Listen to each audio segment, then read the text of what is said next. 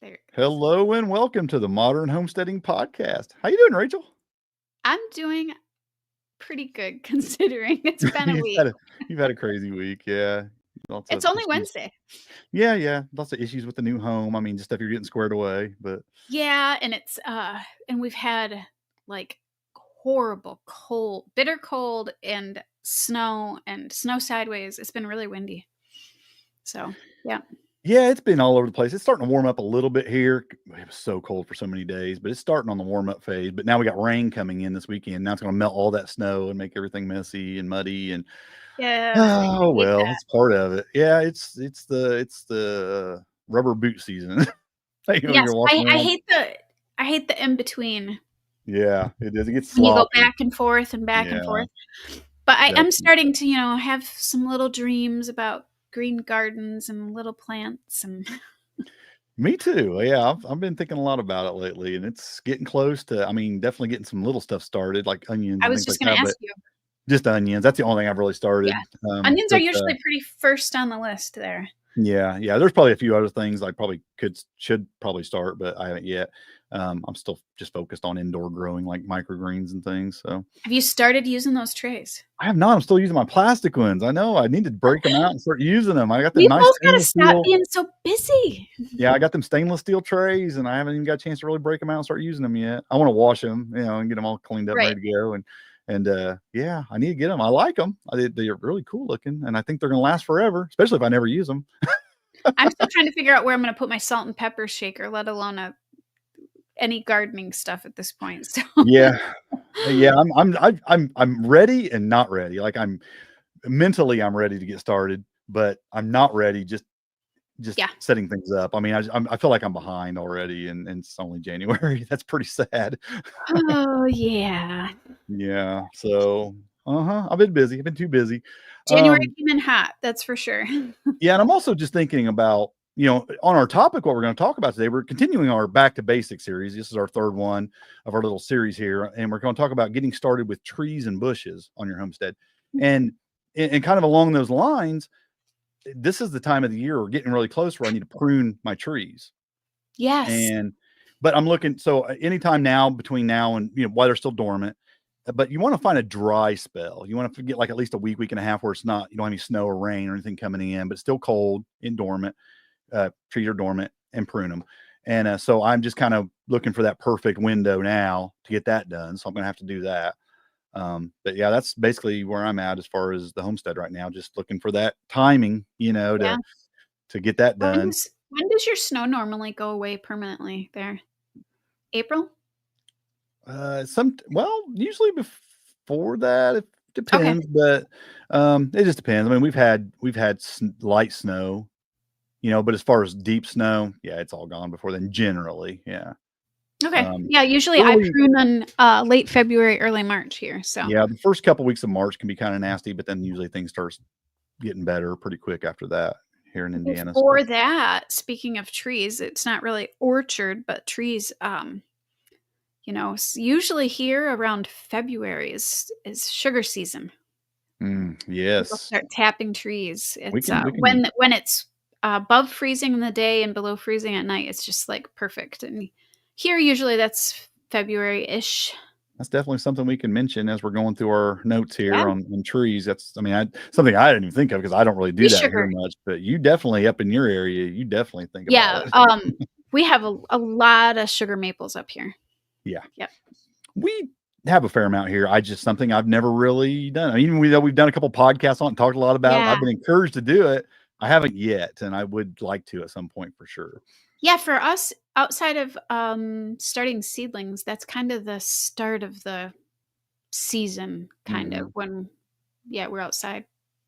So yeah. Well, I guess with all that, we can just jump into our topic today on getting started with trees and bushes. And I guess we should just start with talking about like why trees and bushes are kind of a cornerstone of any homestead. I mean, there's a lot of reasons, and we're going to jump into all those reasons, but I feel like they are.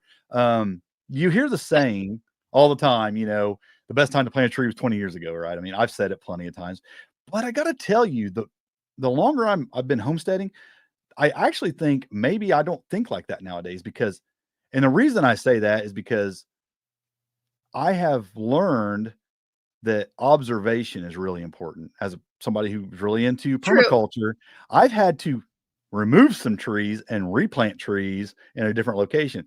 And yes, trees take a long time to mature, but they take even longer to mature if you have to start over, you know? So Yeah. making sure they're in the right place is really important in what you're wanting to accomplish with that. Well, So and the right kind. right kind. Yeah, I've made those Yep. mistakes as well. Matter of fact, a lot of the trees, especially apple trees I have on my property, aren't really the best kind for my property. Okay. So you get into, yeah, you can definitely make a lot of mistakes there. So it's better to observe and interact and learn your property a little bit, I think, sometimes, and really, and we'll get into a little bit more of that later, but I can't imagine a homestead without trees, without some kind of Yeah. production trees on your property. I just can't imagine it. Which there's more than just production trees and reasons to have other kinds of trees as well, as we'll get into also. But I think that the goal today is just exploring the benefits, the selection of trees, planting and caring for trees and bushes on your property.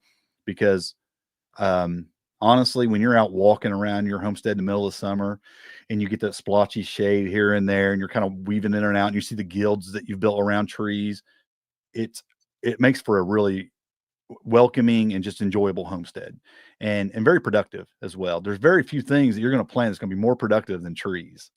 Certain Oh, kinds of trees are man. Yeah. extremely productive. So, yeah, I think it's just something that any homestead definitely needs to be thinking about when you're getting started with your homesteading, so Yeah. that's what we're talking about, getting started. So trees are definitely part of that. Um, so trees can do a lot of things for you. Number one thing is provide food, fruits, Yeah. nuts, Yeah. berries, and bushes. We keep, this is really about trees and bushes, although I'm probably going to keep saying trees just because Yeah. I think a lot about that. But I think bushes fall in this realm too, because they're like a garden or like trees. Some of them take a little bit more time and they're a little bit more permanent. Like I have a lot of elderberry here, so I've Yeah. established those in certain areas, kind of like trees.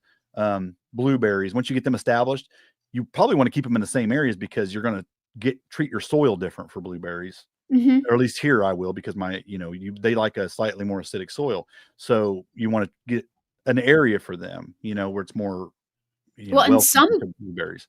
quote unquote bushes get just as big or almost as big as trees. My elderberries are, Yeah. yeah, I mean, they're towering over some of my dwarf apple trees. I Right. mean, honestly, Exactly. they're like Yeah. 14 So, feet I tall. mean, Yeah. depending on what breeds you have, some of these bushes are just as big as trees. Yeah, they can absolutely be.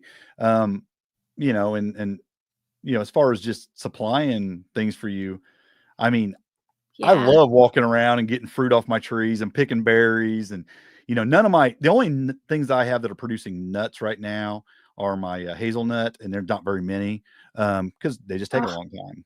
I Nuts take a cannot long wait time. for nut Yeah. for my nuts to produce. Cannot But it's a wait. long-term thing, it's Yes. something you're gonna plant for long term. Especially if you're young and you're thinking of being on your homestead for the next 50 years, nut trees are definitely something to consider and be there, and because they're gonna really benefit you on down Yeah. the road. Well, and some of Mm, them produce quicker than others, for yeah, sure. yeah, Yeah, yeah, yeah, 10, 15 years, you can definitely have full harvest of certain kinds of yeah. nuts that will, yeah, definitely, benefit your homestead Well, and and livestock and all kinds of things. some of these fruit and berry trees, or trees in general, produce not just a fruit and a nut, but they also produce a leaf. I'm thinking of some of the medicinal uses for raspberry leaf, Mhm, blackberry leaves, mulberry leaves. mhm, I'm not talking just for animals, I'm talking for us. Raspberry leaf yeah, tea, blackberry leaf tea, you can eat the fruit and the leaves. So, absolutely. there's Yeah. many reasons to be growing them. Absolutely. I know when I go out there, like I have 3, yeah, 3 pear trees. The amount of pears I get off of them 3 trees every year is absolutely mind-boggling. I mean, it really is. And you can just put up so much, I can't um wait for yeah, pears.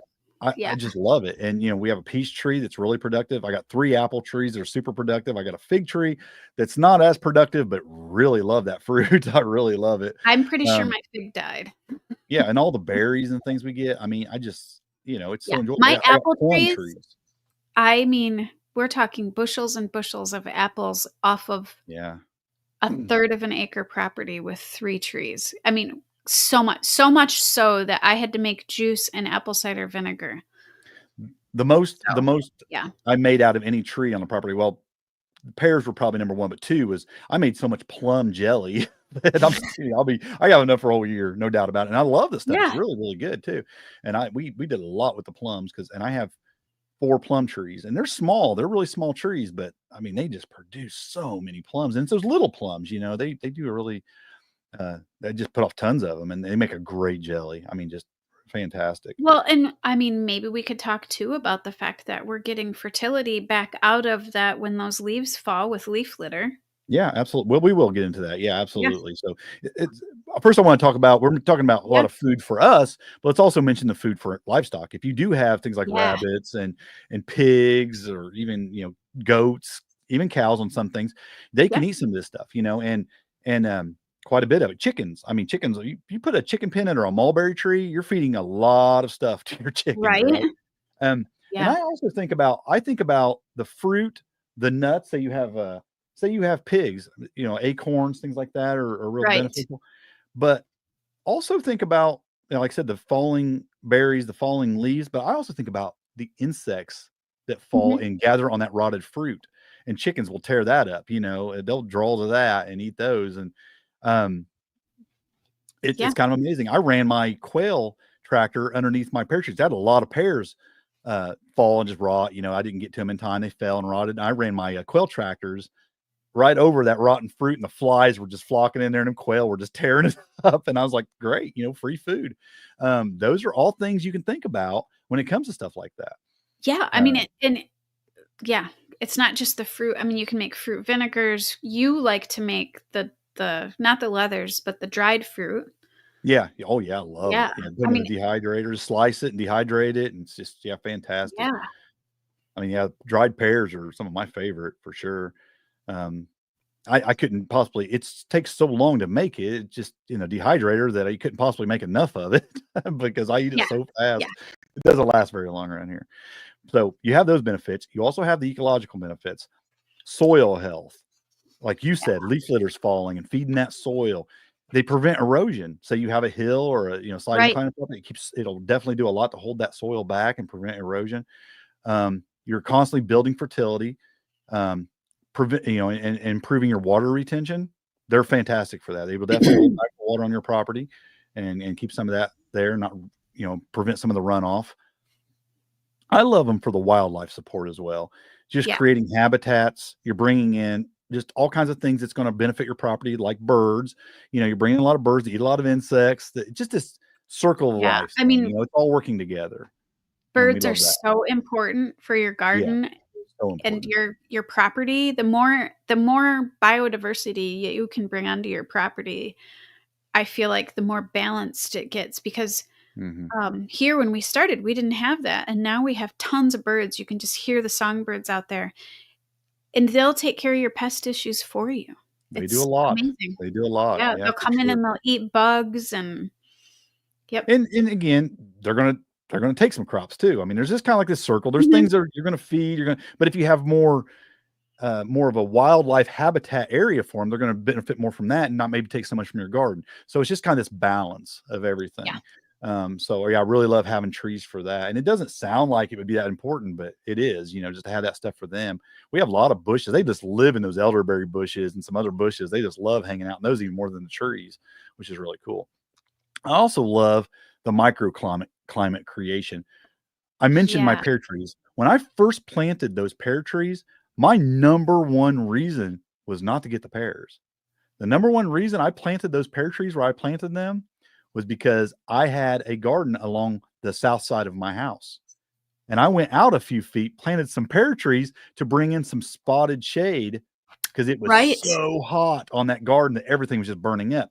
Well, that created, I planted a far enough part where it would, it'd go in the shade, then sun, then shade, and then sun, have time to cool off between.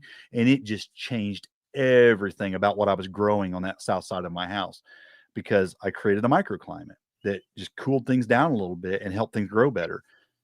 It's not all about full sun, full blast all the time. Sometimes you need to Right. create a little bit of a cooling time to help things grow better. And it did that. Not to Yeah. mention it cooled off that side of my house in the I summertime, was which just gonna even say helps that with you can that. cool off a deck or the side of your house. Yeah. So I did something similar, but not because of sun. I did it because of wind.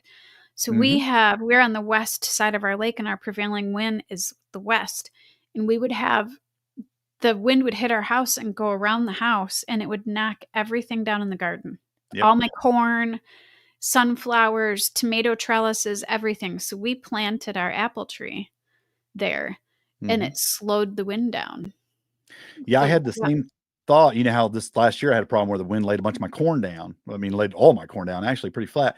And I have some tree stuff and stuff there, but I actually right after that I started planting like more elderberry in between the trees and things like more that to try bush to type create things. more Yeah. of a thicken it up a little bit to try to create a little bit more of a windbreak because yeah, that's important. I think it's really good. Yeah, Um, we were noticing that the other day driving along the road and how where the trees were, the road wasn't icy. Where there was no trees, the wind was whipping across and creating black ice. So you yeah. can use trees as a windbreak if you live somewhere not as in town as we do and you don't have houses or your land is flatter, you can use Hmm. trees that will Absolutely. help with Another that. thing it does too, if you do it right, now this is there's kind of two ways of thinking on this. You can use them on a garden. Like I said, I created that splotchy light throughout the day. And you do there is a point where you want to really pay attention to that because you can't actually shade out a garden where it's Yeah. just you can destroy your garden doing that. Um, but it is good to do some of that and be really think about it. And you can fix it with some pruning too if you get too thick. But it can also really help with water retention because if you just have full blast sun on that garden Yeah. all the time, but if you have this splotchy shade at different times throughout the day, especially in the evening when they get Mhm. the most heat, it can really help retain some water in your garden and not just dry everything out so fast. So that's something to think about as well when you're considering where to put these trees.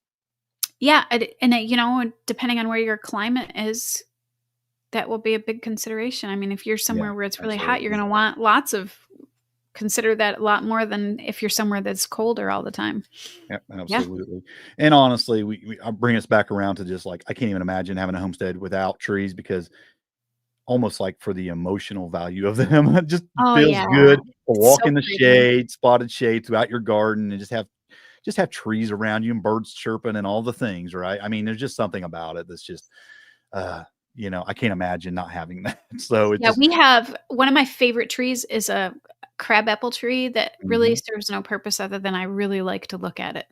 In the spring, yeah. it's got these dark purple leaves and bright pink or not bright pink, but very pink flowers, and it's just so pretty. But it Yeah. doesn't serve a purpose outside of it's pretty. So, yeah. Well, now we're going to dive into the things that are really more specific to your situation. We can't get into like we can talk about what we Yeah. do, but this is just different for everybody. It's really choosing the right trees and bushes for your homestead. And Yeah. all we can really do is just talk about the things you should consider because it's going to be different for us than it is for you wherever you're at. So you have to, you know, realize the importance of knowing your hardiness zone and then figuring out what grows well in your hardiness zone. So Yeah. that's important. Your soil type is important. Some things like different kinds of soils. So you might have to repair that soil. It's something to consider. Um, For sure. Drainage. You also have to consider drainage. Some trees like it moist. Most trees don't really. I mean, it just depends on what you're dealing with there. So again, there's some things you have to consider there. Sunlight, the most important thing. They're going to need sunlight to grow. Again, wind patterns, you mentioned that. But when you have young saplings, are you going to have to anchor these We're gonna have to things and give them protect some them, yep. support because it can lay them down? I've had trees be laid down. I had a windstorm come through. I have an apple tree planted right next to my deck at the back of our gazebo, and it was really young. We had a big windstorm come through, laid that tree flat. I mean, it just uprooted everything. I actually was able to tie it up.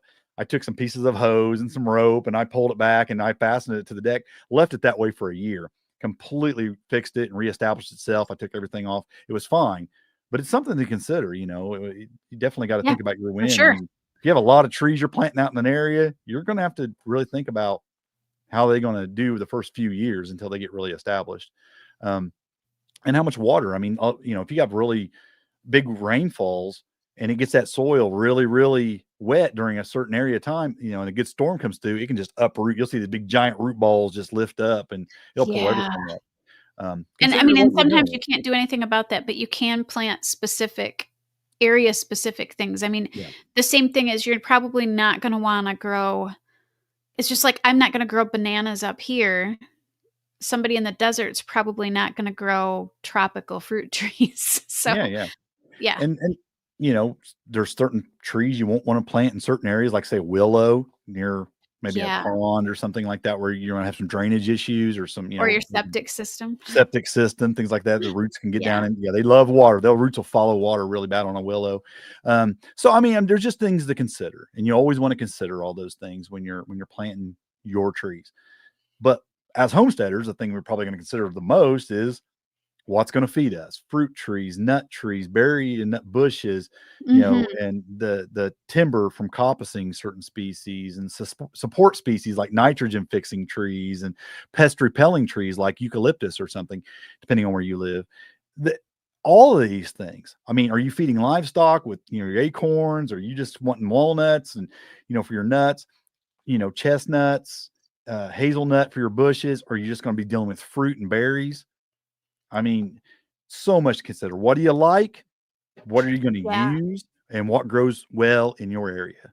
Because not Yeah, I everything's think, different. I mean, you can try to battle where your area is, but you're always Mhm. best, in my opinion, to find what grows best in your area. For here, if you Absolutely. look around what farmers are growing here, it's apples and grapes, um, Mhm. some pears, some peaches, and we grow a lot of cherries.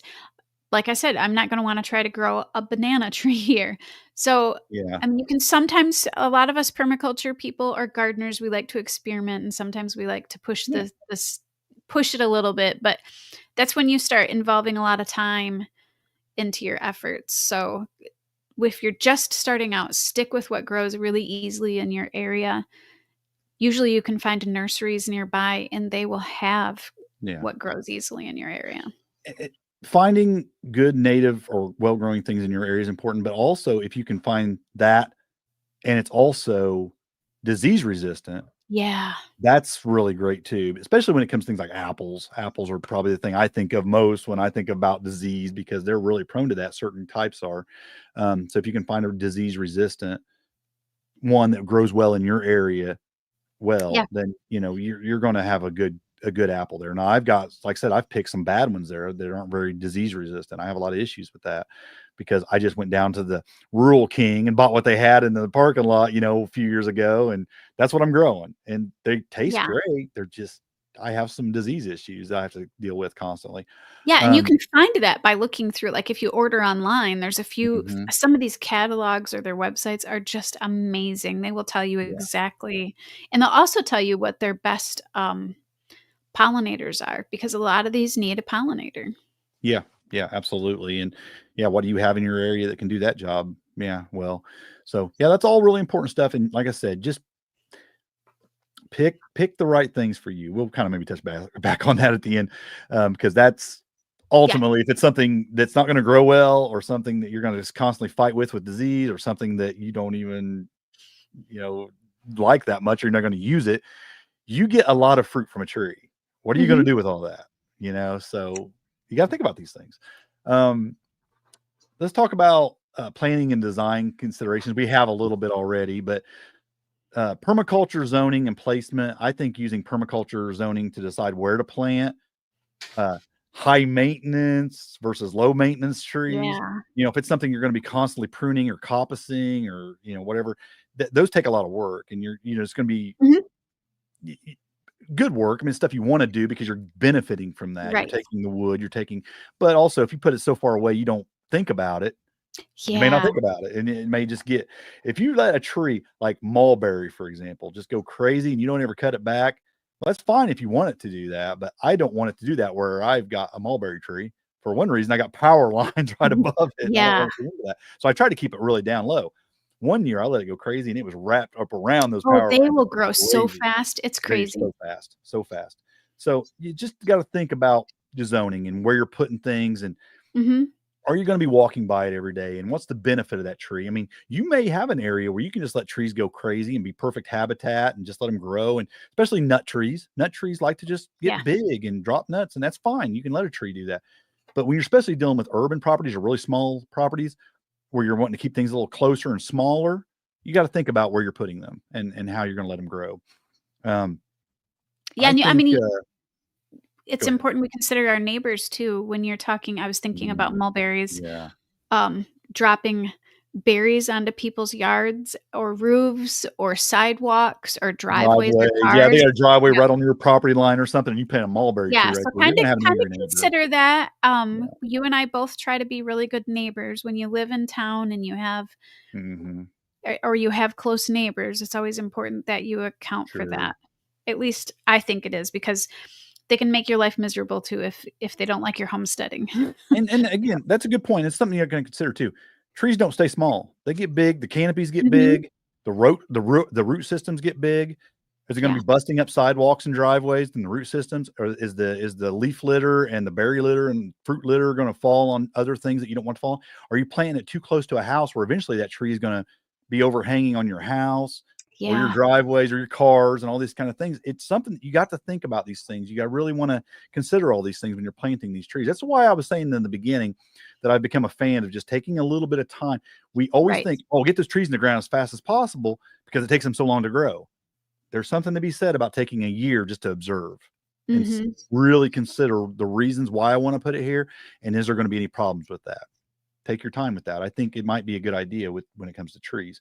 Right. Um, I also love when it comes to designing where I'm putting a tree and considering the polycultures and the guilds around that tree. Make sure you have enough Yeah. room to really get the full benefit of that tree, by building a guild around it and having your bushes and your all 7 layers of the food forest really tied around that tree because that's where having a tree really shines because now you're not just getting the fruit or the nuts from that tree, Mhm.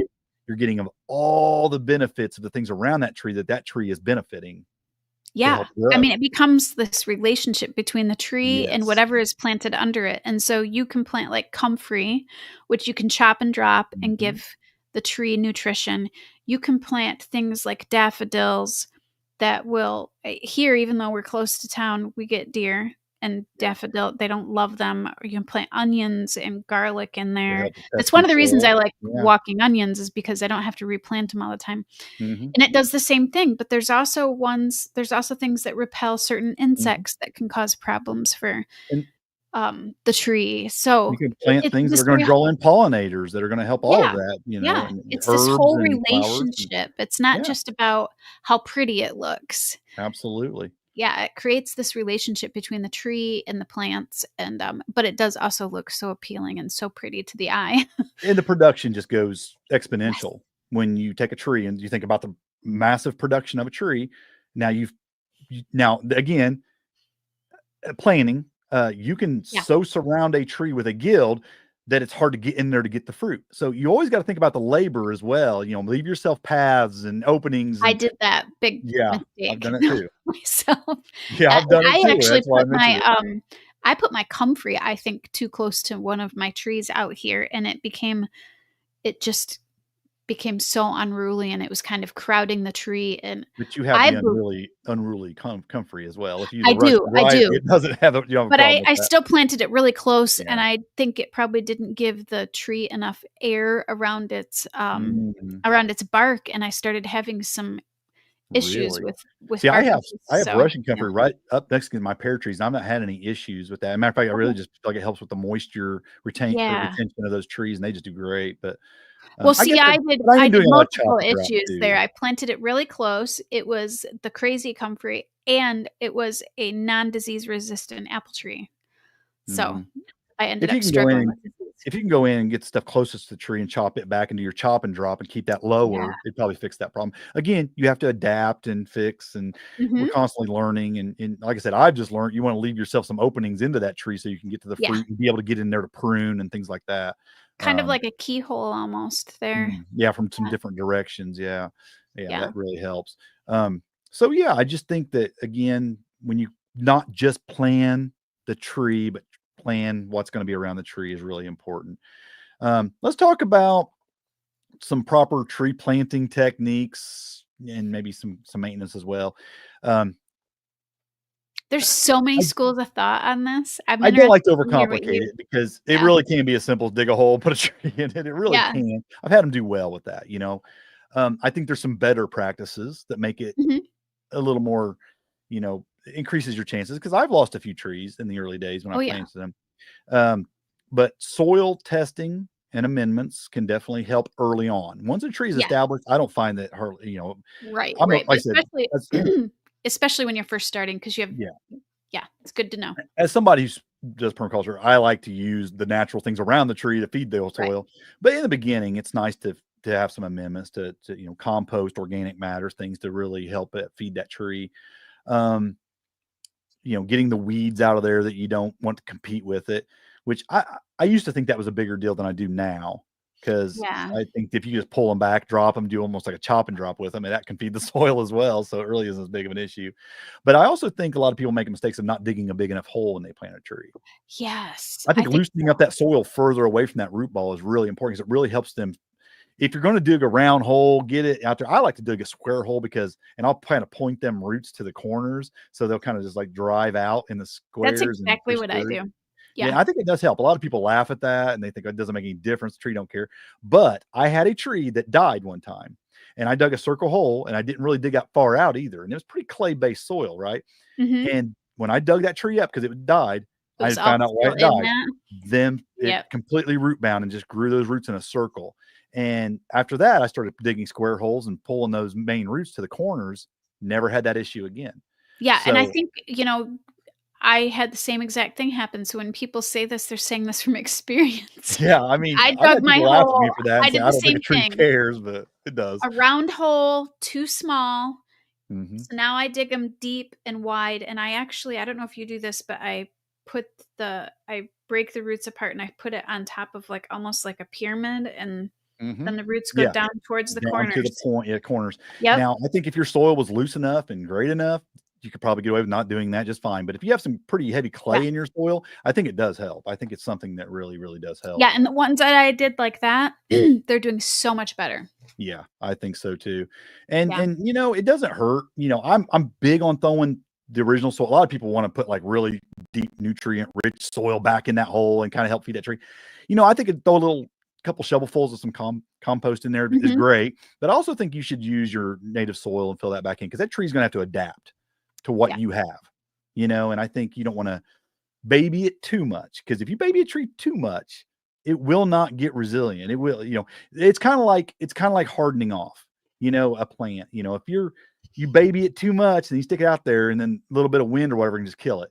That actually can happen to a tree as well too. If it doesn't get used to, what you have, and you're gonna have to baby that tree a lot longer. So just get that native soil back in there. What you've got in that hole, yeah, throw a couple shovelfuls of something there. You can use some amendments if you want, but don't overdo it, because that tree's going to have to learn to eat what you're giving it. You know what I mean? So Yeah. it's kind of a weird train of thought maybe to some people, but I think it does help just to kind of get your soil back in there. Um, I think creating a berm or a swale or something that's going to help slow down the water to kind of get more water there, especially if you're not going to be out there watering it all the time, because Yeah, trees, when they first get established, they need a lot of water. they do. I think And too, deep getting mulch around it, making mhm, sure that the soil is covered makes that a helps big a lot. difference. Yep. Mulch helps a lot. Maybe even some spotty shade from a tree on down, especially on the maybe south Mhm. side or something of it, can help a lot. I think that if you like permaculture, if you have an area where you can put a swell and then Yeah. plant the tree on the downside of the swells, that really can help, because it can really slow down that water and then let it slowly sink into the roots of that tree, and that can make a big difference as well. So Mhm. that's something that can absolutely help with the water retention. So it's just kind of a water basin. Some people actually dig like almost like a little moat around a tree and have it kind of go down where it'll kind of hold some water in that little moat on out a little bit to Yeah. kind of sink in. I've seen that done a lot. I've never really done that.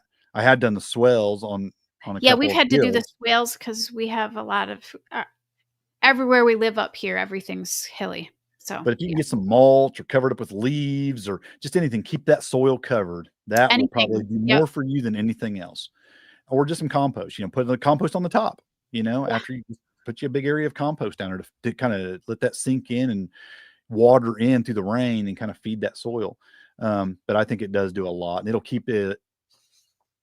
Now, let's say the mulch with a caveat here. don't pile the mulch up on the base of the tree. Yes. Don't make a Does a lot of mountain. things. Yes. Yeah, if you I see landscapers doing this I all the do time. It too, drives and me it's gonna kill crazy. the tree. Yeah, it can. I mean, it can definitely rot the Mhm. bark on the tree for one thing. It also gives an avenue for underground rodents to go right up there Yes. and eat that bark on that tree. It's just So got a you lot of kinda problems wanna, like you wanna leave it not touching the bark. So we're talking on about putting mulch around the outside on out a edge. little bit. Yeah, Yeah. I will pull it back to where I can start seeing the root flare. Yes. When I start seeing the root flare, then past that, then you can start piling up the mulch pretty heavy. But I want to see a little bit of that root flare at And the that base root of the flare is tree. kind of like where your wrist meets your hand, Yeah, basically, for people that it's don't know what that is. Yep. yeah, just where you start seeing the angle coming out a little Yep. bit. You want to see that and expose a little bit of that root flare right, where it starts breaking away with the roots. Yeah, 'cause People you don't plant wanna trees too cover deep all all the that. time. I see people who buy new trees, especially something that's uh, rootstock that's got like the Mhm. rootstock on it, and they'll bury that thing all the way to where it's been, kind of put together wrong. Don't plant your trees that deep. You want to leave them up to where a little Right. bit of the root just starts, flaring out. That's where you want to plant that tree at. I think that's a big mistake a lot of people make is planting them too deep and then mulching them too deeply, right up the base. I see that just constantly, and it can cause you some problems for sure. For sure. In caring for your trees, though, if especially young trees, you may want to put some kind of guard around them. You want to put some kind of maybe a hard Mm, wire fence or something around, like real fine hardware cloth type fence, or they sell tree guards for small tree. I yes. see people use like drainage tile, That's what we slit used, it. Yeah. the corrugated pipe, Yep. and we Just cut it slice in that and sections and sliced it and mhm. wrapped it. It makes it so you can weed whack around it, and it also protects it from, like, um, rabbits and Rabbits and mice. rodents. Yeah, Mhm. absolutely. Because they can destroy a young tree. They'll eat the bark. They'll Especially put, here in the winter, mhm. they'll we've Yep. had so many trees girdled by Yeah. rodents up here. It's a real problem. So, especially when you got young trees, you want to try to Mhm. protect them because for the first couple years, trees are pretty delicate. After that, they get pretty hard. They get them roots down deep. They Yeah. get bigger. It's just they're gonna be okay. But for a couple years, you're gonna want to baby your trees a little bit, and take care of them and protect them. So that's one thing there. Um, you know, I, I don't really fertilize my trees. Yeah, I like the natural. I just try to pile up the leaf litter and I let them kind of feed themselves. And again, when I'm planting guilds, there's so much there working together to feed those and to chop and drop and just everything going on that I don't really worry about fertilizing my trees. Um, but water is important. And Do you if put you have a, compost around your trees, though? I'll compost them, Okay. especially the first couple of years. But after that, I really don't because Yeah. Yeah. I don't really, I have all this chop and drop that I have around the trees. So I kind of let the just more of the natural feeding take place at that Yeah, point. so when you're planting your trees, you also wanna consider getting your comfrey in there. Yeah, I do that, like, right off the Yeah. bat, start planting stuff around them that I can feed the tree with. Yeah. Um, but you can use organic fertilizers or compost, and you can top dress around your trees and keep them kind of fed, especially if they're don't have a lot of stuff growing around them. It's a great idea. It ain't gonna hurt them. Compost is it's hard to ever have put down enough Yeah. compost to hurt anything. Well, and I Um, think leaf litter too that you have yeah. composted, it's kinda perfect for that.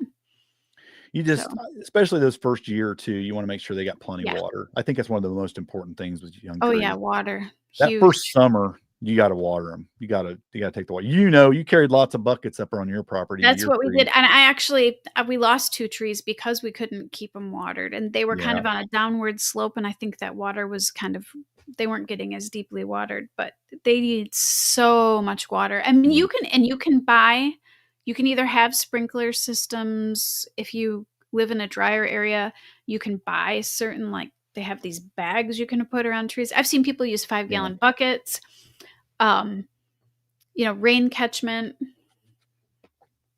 But if you live in There's ways to do it.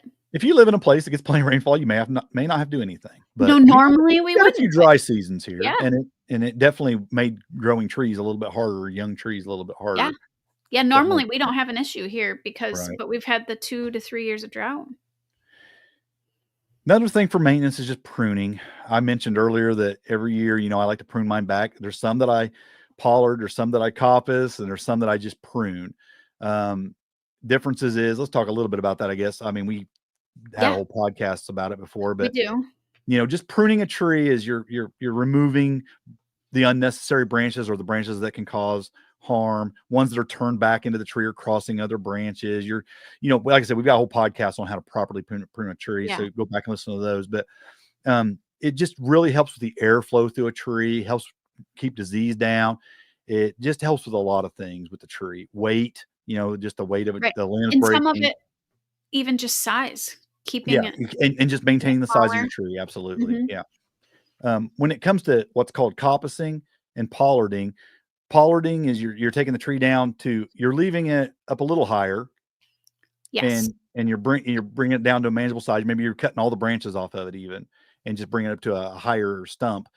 Coppicing is to the ground, pretty Yes. much. You're leaving what's called a stool, and it's Mhm. very low to the ground. You're completely growing it back from the ground almost. Those are some methods for certain kinds of Yeah, and there's trees. different reasons for doing both. Mhm. We did a whole podcast on, I Yeah. don't know if we did, but I had Nick on, and we did a podcast with him on it, Yeah, you and I have covered it as well too. We did a and whole we've covered podcast it on it. too. So there's different Yeah. reasons for doing it. So Yeah. yeah. And some trees you can do that with and some trees you can't. So don't just Yes. assume you can do that with all Right. trees. Some Yeah, trees will you do that die with if you your do that. apple tree, you're probably gonna kill it. Yeah, but mulberry, you can coppice a mulberry tree all over Oh the my ground. word, yes, you You can. know, willow, there's a lot of trees you can do it with. There's a few trees out there that you really couldn't, they're pretty hard to kill once they're Yes, established. absolutely. So we won't dive too deep into all that because like I said, we've done whole episodes on that, but that's Yeah. definitely something. And the benefits of that is firewood and craft wood and Mhm. feed for animals and just all kinds of reasons you would Yeah, take those there's branches. so many reasons. Basket Yeah. making. I mean, there's just Yeah. the sky's the limit Yeah, with there's a lot of reasons to do that. So, yeah, you'll have to, well, like I said, you can go back and listen to those episodes and we talk all about those reasons. But yeah, it's Mhm. just something you definitely want to consider. Pest and disease management is really important as well, though. Oh, man, yeah. Things like coddling moths and borers, and there's organic methods to some of these things. The problem with organic is it's great. I mean, I'm organic. Don't get me wrong. Mhm. I want to treat these things like that, but I'm also saying it's way more difficult. It takes a lot more application, takes just a lot more Yes. dedication because you got to be on top of it all the time. Where the more chemical based applications are Yeah. sometimes one and done. And you have to make that decision for yourself. I definitely am a fan of, sprays and things that are not harmful. Mhm. Um, but even these organic methods are somewhat harmful. I mean, they're to kill Well, it's things, right? still, yeah, Um, it's an organic approved chemical, and some of them are yeah, still chemicals. Is it, I can never say his last name, but the guy that made Permaculture Orchard, yeah. he doesn't really do much at all. He just kinda lets it. He manages Yeah. it through permaculture methods and Mhm. alternating trees and things like that, Yep. and leaving plenty of airflow to help with disease control. But sometimes, like this year, I had my peach tree get hit pretty hard with some stuff. So I'm probably gonna have to do a copper spray on it this Yep. spring because Yep. it got peach curl pretty bad, and it didn't produce for me this year because of that. So I'm probably gonna spray it this spring with some copper. Um, you make those decisions based on your Right. needs and Yep. what you want to do. So, yeah, that's something to consider. Um, Also, like I said, just beneficial insects can help you. You can try to draw in beneficial. Yes. We talked earlier about birds, using birds to try to Well, control that. and yeah, and the plant species that you choose to plant around your yard also draw in pests that kill pests and birds and everything else. Yeah, So that's part of why we grow things, not always because we eat them, but sometimes because this plant companion plant. repels a Basically. Yeah, pest or it brings in a predator to the pest that we don't want. and sometimes it's trap crops to draw away Yeah. from those stuff that you want to produce for you. So, yeah, there's a few reasons to plant other things. Um, Long-term strategy and harvesting, anticipating yields, time frames, whatnot. You can plant some Yeah. things that produce for you at different times of the year. So you got fruit early, you got fruit late. Especially apple trees do a lot of that. You have some early fruiting, some later fruiting. So maybe you don't get it all at once because when That things is, start going, they go heavy. Like my 3 pear yes. trees overwhelm me for about a month, 3 weeks, something like that. Oh, yeah. Yeah. It's all at once. I You can think try to plan it out. I should have planned that better. Here I do have one tree that's very late and one that's very early, but it really helps to spread it out. The other thing that you can also consider is if you wanted to store any of them, there's certain varieties that store Mhm. better than others. There's certain Absolutely. varieties of berries that freeze better than others. There's certain, so you're going to want to look into that with the berries and the nuts and the fruit trees. And with nuts, you may wanna stagger Yeah, planting, like, you might wanna yeah, plant early and plant some, next year, then a year after that, and try to stagger the growth and, and because one reason is because trees are expensive to buy, yeah. so you might wanna get a few started now and a few started the next year, and just because of the cost of these things. I mean, if you have the means and are able, then, yeah, it might be good to start them all at once, but staggering is not a bad idea either. Um, and then even the harvest, you're thinking about the harvest, Mm, and sometimes you might be planting for firewood harvest, and you might wanna stagger those, you know, yeah, true. coppice in different years and have things established a little bit differently to harvest the firewood and things like that. So trees are just amazing. They're supplying so much for us, right? Yeah, Um, and I mean, one of the things we want to consider too is with certain trees, you have the dwarfs, the semi dwarfs, the full size trees. Are you going to be able to reach to harvest those? Are you okay with just letting the top ones fall and rot and the pigs eating them? You got to think about things like that. yeah. Are you gonna be able to get to it safely to even harvest it if it's way up there? I know you have your one little, is it your pear picker that you have? Oh, That you yeah, have? yeah, the Yeah, apple and pear yeah. picker, yeah, my fruit So, picker, yeah, yeah. just thinking about that, I mean, that's one of the reasons why I like the semi-dwarfs is you can prune them and keep them a little bit smaller, a little Yeah, bit my easier. pear trees were supposed to be semi-dwarfs and, they're They're up there like huge. 30 feet.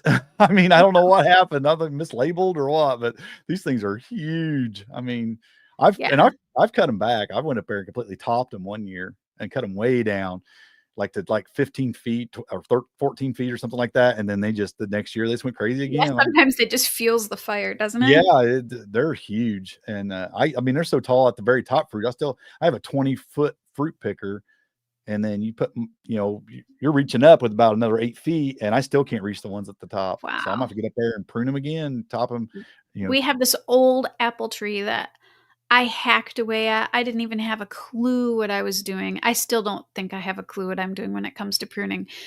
That thing produces so many apples, it's not even funny, and we have yeah. cut so much off of it, it just keeps going. But to keep a lot of these fruit trees producing, you do need to prune them because Yeah. when they get old and they'll stop producing good fruit for Mhm. you, if they start just getting out of control and, like, you can just let it if you ever, like, just found a native apple tree in a woods somewhere, generally, they're not the best producers because they're just they Yeah. don't they're because they haven't been pruned or taken care of. You can really prune for production to make them do better Yeah, for we you. have a few at our new place that are, I don't even know how old, but, you can tell they're apple trees. Once you've seen apple trees, you kinda start to be able to tell by the bark Twisty and their and shape knotty. and yeah. Yeah. And there's multiple we've found, and, many of them have no apples on them, or they have, like, 1 or 2 that are reaching to the sun, and they might produce 1 apple. Yeah. So, we might try to prune those and see what happens, but So they kind of in a wrap up here as we kind of get closer to the end here, again, your roll of trees, consider your roll of trees to select what Mhm. trees you want, the care and the maintenance that they're going to require, the long-term planning on what you're trying to accomplish long term. Um, you know, building resistance and abundance on the homestead. There's certain trees that are really going to do that well for you. I guess I just want to mostly just encourage folks to research their suitable trees and get started, but take a little time. Do Mhm. it right because these are long-term decisions. This isn't like a vegetable garden that you can just rototill up a different place in your yard and plant it somewhere different next year. Once they're established, you're starting over if you remove that from a small little sapling. So take a little bit of time, not too long. They do take a long time to establish. But a lot of these dwarf trees in a couple of years, you're going to start getting some decent fruit off of them. So maybe it isn't the end of the world if you have to start over, but try to make wise decisions. I know because I've Yeah. completely cut things down and replanted in different places because I decided I didn't want it there because now it was causing me a problem. So, take a little bit of time, but just make good decisions, but get started at least with a few small trees on your property because nothing really will benefit your homestead quite like some fruit trees, especially, but long term, maybe some nut trees too. And share your progress with us on that as well. I would love to hear what people are doing with that. If Yeah. get in the our Facebook group or here in YouTube and on the website and leave some comments about what you're doing and what kind of benefits or mistakes maybe you've made or whatever. I'd love to hear all that kind of stuff because we all learn from each other. So I think it's really important to share Yeah, those I things. love learning from other people. Yeah, me too. But I do want to just cover some resources maybe that you want to consider. I have a few books here. Tree crops, I find it's you can find That's the a great PDF book. for this book for Mhm. free, but I like having the book by J. Russell Smith. It's a classic. I mean, I can't remember how old this book was. 1929. So, Yeah, you can but find that as a PDF. yeah, you can find it as a PDF for free. It's a really good book. I mean, it tells you a Mhm. lot about just tree crops, just all the reasons, not just fruit and also feeding livestock and all kinds of things. If you live in climates like Rachel and I do, in the colder climates, maybe consider this book, Cold Hardy Fruits and Nuts. And that's a pretty good little resource for if you're planting stuff in colder climates. And of course, my go-tos, if you're really working on edible forest gardens, these behemoth of books here, or let me Oh, get them in those the are camera here. amazing. For Yes. edible forest gardens, by Dave Jackie are just they're the go-to. Really, you have these, you don't need any other books when it comes to like planting trees and building guilds, Yeah, building an edible food forest, basically. And that's what they're all about. And all the information you'd ever need. They're costly. They're like in the $100 range, they are but very expensive, but they're worth it. they're probably the only books you'd ever need if when it comes to trees, if you really want to follow the advice of those two books. Everything's in there you need to know, everything. Mhm. So, and it's a 2 volume Those are set. some So good books. there's some other good books that I have on trees, but I think those are just I grabbed a few off my shelf to kind of throw out Yeah, there, and I'll throw. my books are all still kind of in Hey, boxes, so yeah, you're in the yeah. process of a move, so I yeah. have there's one book that I like, it's called The Holistic Orchard, and that's by Michael Mm, Phillips, yeah, and that's a then, good book. the permaculture is it called the permaculture book? Permaculture, Well, he's got Stefan's a video, a movie, basically a documentary almost out on it called Permaculture Orchard. yeah, and you That can see that on his website, I Yeah, believe, for free. that's very educational, especially if you're doing more commercial.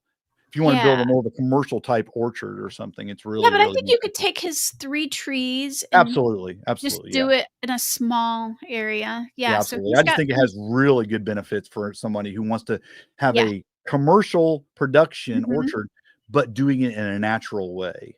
Yeah, and I And I love think his it's approach. really He's beneficial for quite that. natural.